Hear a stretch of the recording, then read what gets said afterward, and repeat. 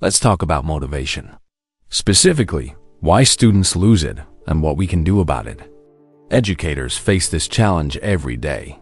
We ask, why isn't Johnny engaged? Why won't he do his work? It's easy to say he lacks motivation. But motivation isn't magic. It's a system we can understand. And even better, it's something we can influence. Today, we're diving into self-determination theory. But don't worry, I'm not giving you a psychology lecture. I want to share practical tools.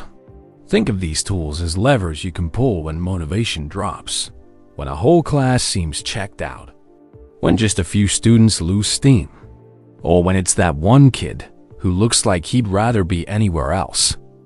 The first lever is perceived value. This comes down to the simple question, why should I care? Imagine you're doing a training you've done 100 times. It's long, it's boring, it feels useless. That's low perceived value. Now think about students. If what they're learning doesn't feel useful or enjoyable, why would they care? There are two kinds of value, intrinsic and instrumental. Intrinsic value means you enjoy the thing for what it is. Instrumental means it helps you get something else. Not everyone finds joy in solving math problems, but they might care if they know it'll help them get into college or understand the world. If you teach something like personal finance, you're in luck. That has high instrumental value. But if you teach statistics or recorder, you might need to work harder to show students why it matters. That doesn't mean you have to make everything a party, but showing them how it connects to their lives can go a long way. You can also boost value by making learning more engaging. Use real-world examples. Let them apply what they learn to things they care about. Even small tweaks can raise the perceived value enough to spark some interest. The second lever is autonomy. People don't like being forced. They want to feel like they have some control. Even when they don't actually have many options, perception is powerful. If you feel like you're choosing to do something, you're more likely to do it. When students feel trapped or micromanaged, motivation plummets. But when they feel like they're choosing how or when to learn, they're more invested. Even small choices make a difference. Letting them pick topics, choose partners, decide the format of their project. All of that builds autonomy. Don't just offer the choices, point them out. Help students realize they are choosing. That shift in mindset can change everything. You don't have to give up control of your classroom. Just shift the way you frame things.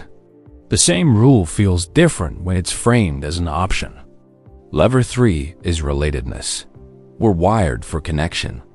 If no one notices our work, we're less likely to do it. If no one's affected by our actions, we might skip them altogether. This is why community and group effort matter in education. When students feel like part of a group, motivation increases. When they feel like others are counting on them, they show up. That's why group goals and collaborative tasks are powerful. But they have to be structured right. Everyone needs to feel their role matters. Make sure no one is invisible. Build a culture where everyone contributes and everyone cares. This takes time, but it's worth the effort. A strong classroom community does more for motivation than any reward system ever could. Speaking of effort, the fourth lever is self-efficacy. This is the belief that you can actually succeed at a task. If a student thinks they'll fail no matter what, why even try? That belief is a motivation killer. But the good news is, we can build self-efficacy. Start with past success. Remind students of what they've already done. Show them how far they've come. Small wins matter. Use low-stakes quizzes.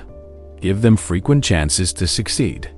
The more they see themselves as capable, the more motivated they become. Vicarious experience helps too. If they see someone like them succeed, they're more likely to believe they can too. A peer who struggled and overcame is more inspiring than a student who makes everything look easy. Also, your words matter. Telling a student you believe in them can go a long way. Just make sure it's authentic. Point to evidence. Show them what they've done right. This makes your encouragement more believable. And finally, don't ignore the emotional side. Tired, hungry, anxious students aren't going to feel motivated. They might not even feel functional. While you can't control their entire lives, you can create a classroom environment that cares. Ask if they're okay.